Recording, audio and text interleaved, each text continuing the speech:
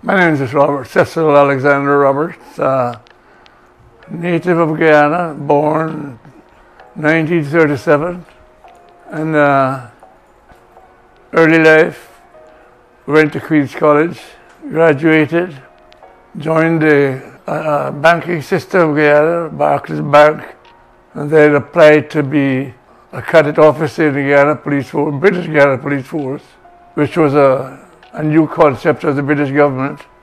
Out of a large amount of applicants, I was one of 3 persons selected, and the youngest of the 3. I sort of merged with the force very easily because I was a very athletic person, and I had been representing Queen's College and various clubs in popular West Indian sports, which was field hockey, soccer, rugby, British rugby, and cricket. I was very much a part of the 1962 riots in Guyana, which made me understand the ability of detectives or investigators to preserve evidence. The major incident I recall was one of the senior officers in the Guyana Police Force, British Guyana Police Force, was shot during that riot and subsequently died. And I was sort of, without much preamble, transferred to take over from him when his death was announced. I was literally went into the office with the force in mourning on that day. And to me it was traumatic because it affected me, if I in memory serves me right.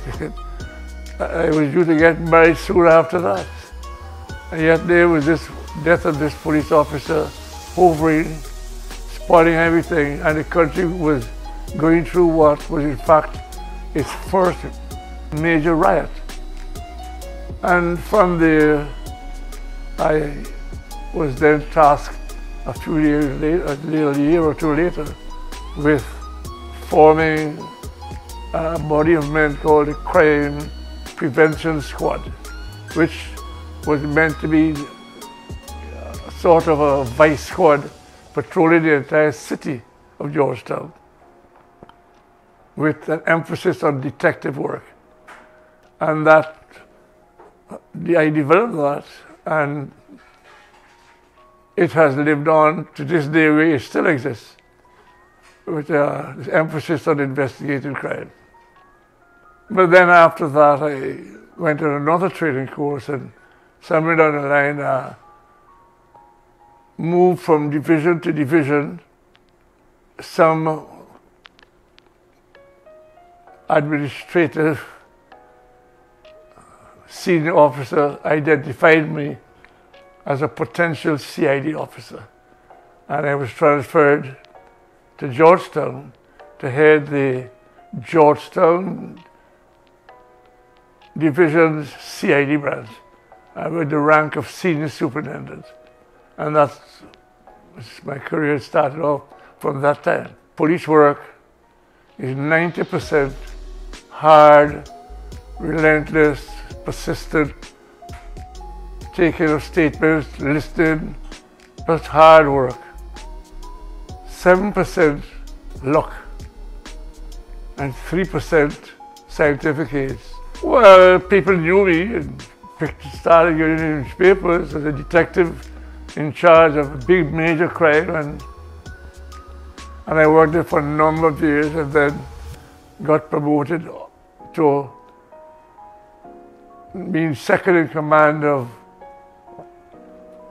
the officer in charge of the country, the crime officer, whose rank was assistant commissioner, and I became his deputy.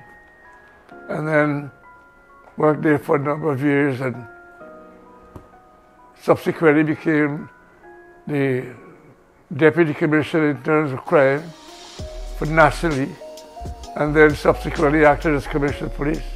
The British government wanted a fresh approach, like in all 3 departments, the uniform, traffic, and the CID. So the recognition was that you had this status that because you were the most powerful crime investigator in Georgetown. I had an advantage in that the Caribbean and the West Indies is very sports conscious, and I played all the sports, and therefore some of the detectives who were there knew me more because I played with them while I was in the force, and they knew how loyal I was to the country, to the police force, and to them. So I had that cushion, and they could be more relaxed with me because we were both. I was very relaxed playing a game with them. So if you understand the point I get at the picture we painted here. Yes. So it helped me that way. And people saw in me a different sort of officer than the strict old-time officer they're accustomed to.